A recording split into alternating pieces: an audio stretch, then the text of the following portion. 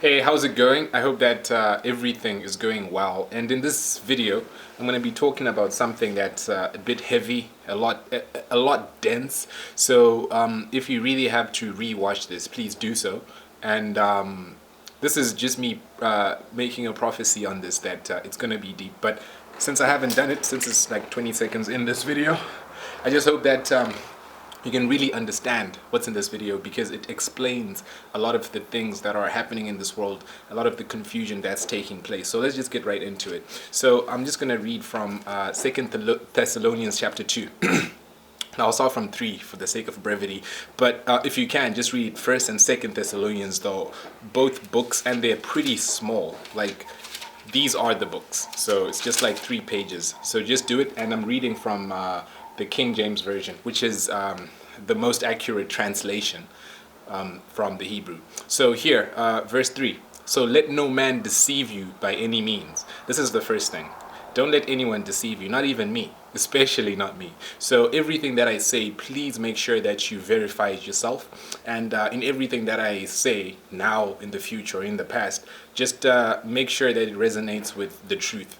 And the truth is love, so just make sure. So let no man deceive you by any means. And man is also woman, mankind. So for that day shall not come, except they come a falling away first, and that man of sin be revealed, and the son of perdition. The man of sin is the son of perdition. So it's talking about how there has to be a certain understanding before a certain thing happens.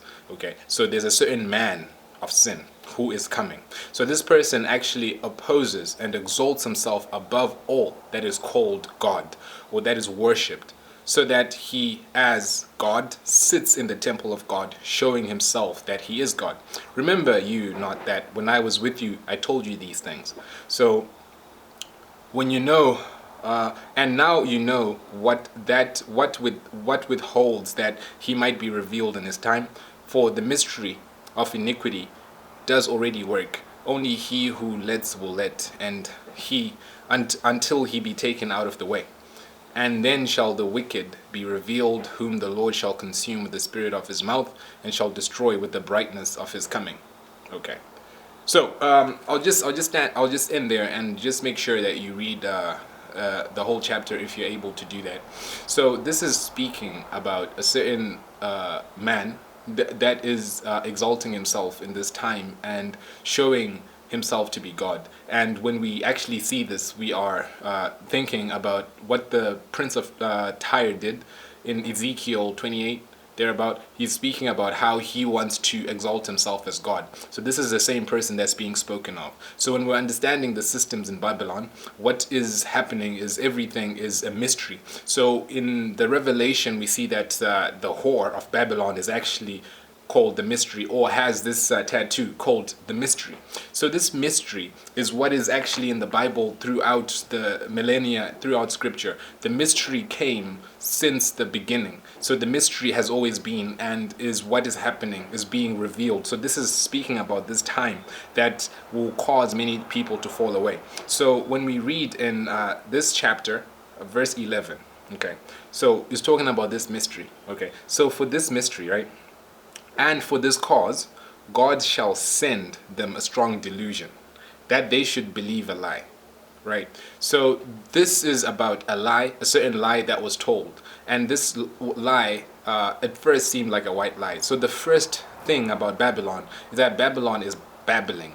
So to babble is to talk, because the Tower of Babel was built, and then God came down, and then he saw that they were doing something that was bad, so he made them babble, so that they would not be able to complete this. Because if they had done that, as God had said, then nothing would have stopped them from doing a certain thing. And do you know what God was trying to stop them from doing? What he was trying to stop them from doing was to get to the tree of life. So them getting to the tree of life would mean that Hitler is immortal.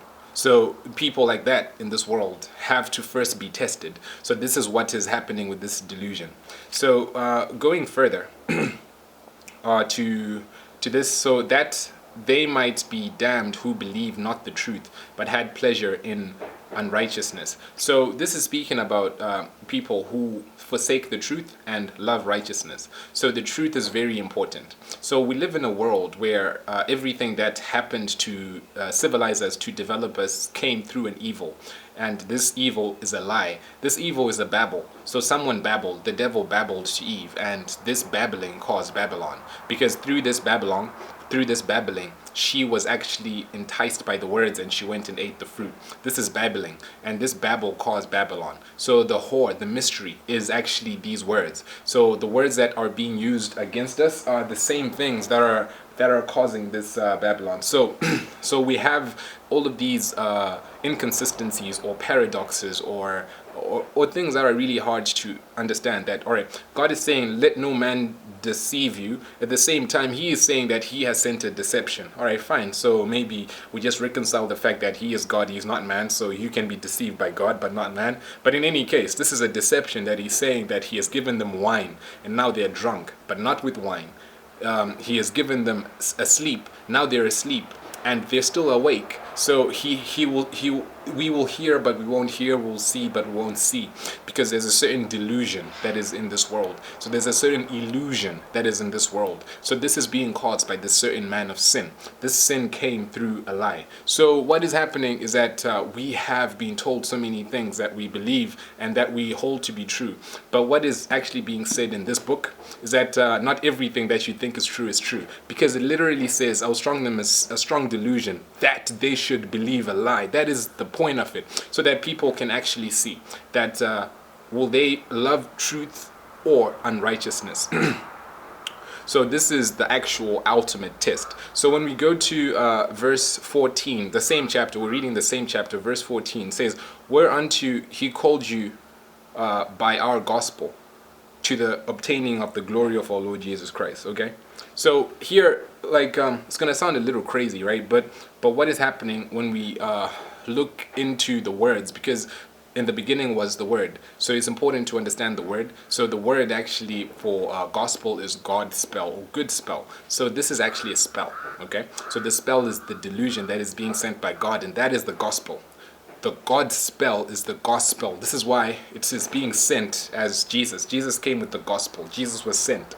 So this sending of Jesus is actually sending a God spell, a spell, a spell. So this is the delusion or illusion. This is a spell, and the spell is a time. So this is why it's speaking about there's going to be a certain time, for that day shall not come except they be a falling away first. The day is a time, a spell. So this is the God spell, the good spell. So this is what's happening in this world, that God cast a spell on us. This is key. This is the God spell. So this is what he actually told to Isaiah. And it's important to realize that this is Isaiah who is being quoted by Jesus. Okay, so Jesus is not quoting Ezekiel. He's not quoting Nahum. He's not quoting Zephaniah. He is quoting Isaiah. He's quoting David and Moses. Okay, so this is how it is. And through this, we have the world that we are living in. So in order to understand what this actually means, is not to cause any division or any confusion, but it's actually to bring light so that we can understand, because my people perish from a lack of knowledge. So thank you so much for watching this, and I hope that this can make a change in your mind. So just to go into like the meat of what this is talking about, is to understand to understand that in the beginning, when Adam and Eve were in the garden, they were placed in this environment. And Adam and Eve, or Adam, let's just say Adam. Adam actually means man, which is plural, like mankind, okay? So let no man, let no Adam, all right? So don't let this confuse you. So it's not about male or female. And it's not even about black and white, okay? So what is happening is that when Adam was placed, he was created in the image of likeness of God. Therefore, he was literally, quote unquote, a god. So he was the god. He was the first god on this earth. While he was there, a certain angel came, and then this angel is what caused the Babel. So this angel came to this god, the angel who says that I want to be God. So I want to be this man. I want to be Adam, right? And this angel, El, came to this Adam, the man, and he went to him, which is Adam is actually El, Elohim, because he's created in the image and likeness of Elohim. So this is how we just say him. He created he, him. This is Adam. So he went to Elohim, he, him. This is Adam, which is El is electricity or fire or power. So he went to the power of him, the power of Adam, which was through Eve, because Adam is man, which is plural. Adam is actually Eve, because Eve comes out of Adam. So the devil went with a lie and then told this woman a white lie. So this white lie was actually a white lie because it had some truth in it, because he said that God said you shouldn't eat from this, but it's not true what God said. You won't surely die. If you eat from it, you won't surely die. So you just go eat it and then you'll be like God. So it was certain that they were going to die because they didn't have the knowledge to understand that, first of all, they were supposed to eat from the tree of life and then eat from the tree of knowledge. So they were just supposed to do it the other way around, but it was flipped upside down. So everything is flipping upside down. This is important to understand, that because this angel, who is created by God, wanted to exalt himself to be God, and this angel wanted to be Adam. This is what the metaphysical understanding of this is pointing to, that Adam is created in the image and likeness of God, so therefore Adam is God for all intents and purposes, because he has the power of God except for immortality. He has knowledge, he has all of the things. But this angel wants to be God. This is the Prince of Tyre, the King of Tyre. This is the understanding. So when he does this, it is in order for him, the angel, to be God. So when we look at what is happening here, we see that through this we have this garden, and we have God who gives this understanding through his creation, that they are given dominion. But this entity comes and gives them a false belief. This is how the first lie has been believed, and the curse that came is the crux of the mystery, because in the curse God says that to the woman, like your seed, which is the man's seed, because this is how the man fertilizes the seed. The woman is the fruit, the man is the seed, but then the seed of the woman is going to go against the seed of the serpent. So this is the mystery of Babylon, because when we see Babylon, it is all about these seeds, the six, because when we see Babylon, it's always talking about fornication, which is sexual, which is seeds. But this Babylon is barren because it doesn't have life, it doesn't have fruit. So it's always fornicating, but never pregnant. So this is the seed that is in this world that is causing these lies. So when we look into reality, because this has to be exported into truth and into reality, okay, we see that just looking at the facts without trying to be boisterous, without trying to change history or change facts or do something crazy, but just being level-headed, just looking at the truth, because this is what it's about. This Second Thessalonians talking about the truth, and this is why I want you to verify. So just looking at the truth, we see that in the truth it is said that the person who was created was first of all put in a garden, and in life, scientifically, geographically, we know that the first people who were created were first of all in a certain place, like this map over here. This is just a fact. Everyone was in Africa, right?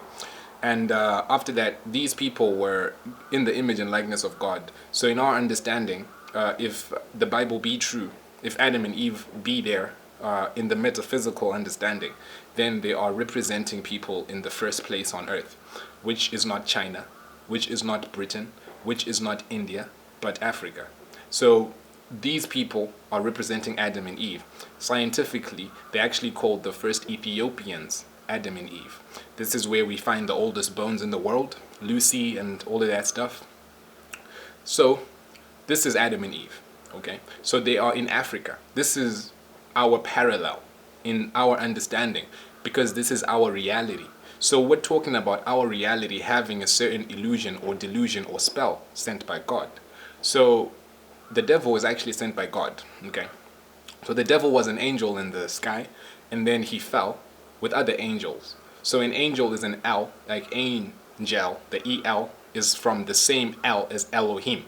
So Elohim is higher than the angel, but the angel is created by God. So these angels came with, this angel came with a third of the other angels, and they just caused havoc.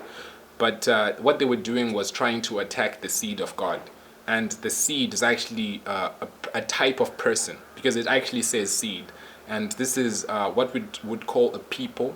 This is what we would call a nation, an ethnicity, a race. Okay? So this is what happened.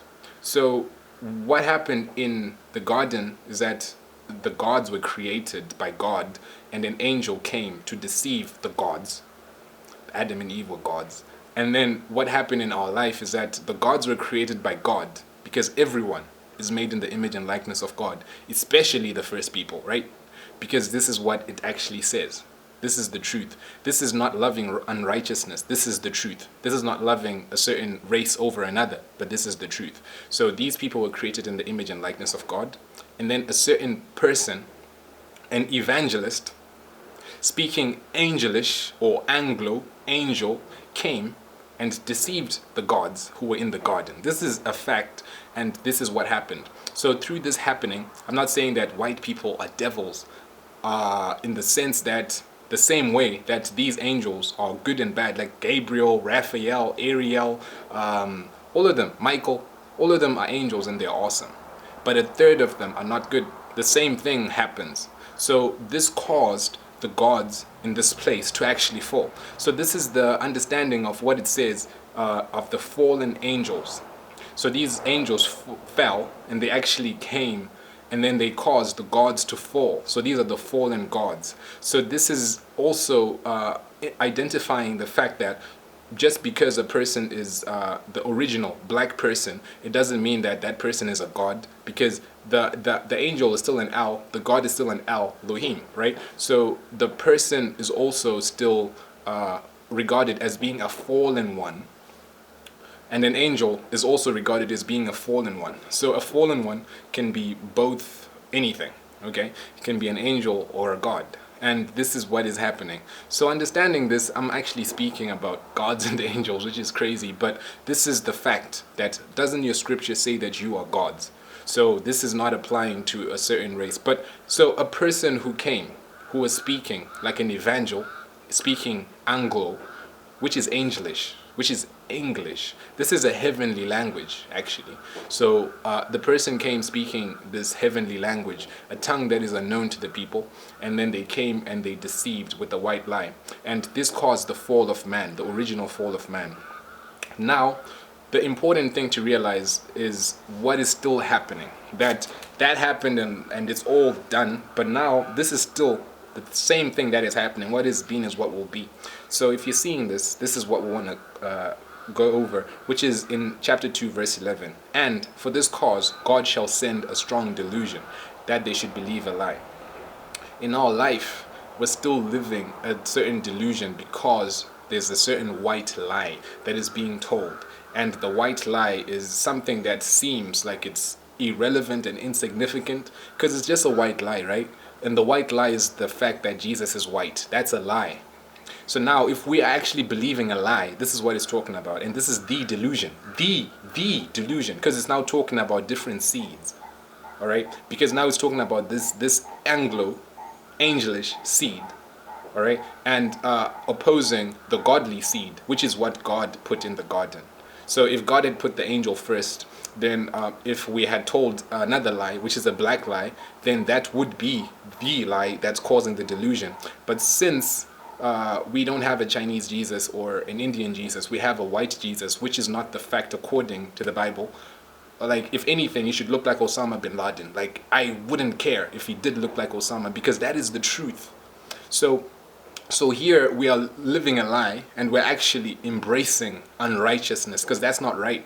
That's not true. So we're actually having this pleasure, and that they might be damned who believe not the truth, but had pleasure in unrighteousness. So here in verse 4 we see this man of sin To sin is to miss the mark. That is it. To miss the mark. So if you miss the mark, it's sin. So if you're actually, it's actually a term used in archery. So when you're an archer and like you draw your bow, you're aiming for the bullseye. And to sin is to just get anything besides the bullseye. So this is a man of sin who causes us to miss the mark, which caused so many things to happen. So this man of sin will be revealed. So to reveal is to see, okay? So verse 4, it says that who opposes and exalts himself above all that is called God. So he exalts himself above all that is called God, above all that is called man. Like, all right, this race is superior. This is the Hitler understanding, right? This is him exalting himself above all that is called God. And this is all that is called God, or all that is worshipped. This is how we actually go to worship.